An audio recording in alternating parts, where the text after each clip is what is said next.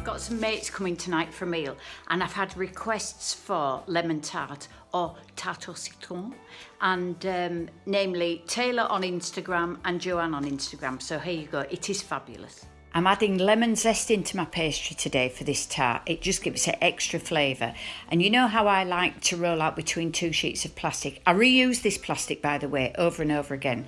It's just so much easier to line it in, and then when it's chilled you can peel off that plastic, bake blind, trim the edges. All the details for the filling are in the recipe, but you'll find that if you fill your tart case actually in the oven, then you don't get any spills. And what you have then is the most beautiful classic tarte au citron with the thinnest of crusts. It's a beautiful, beautiful bake.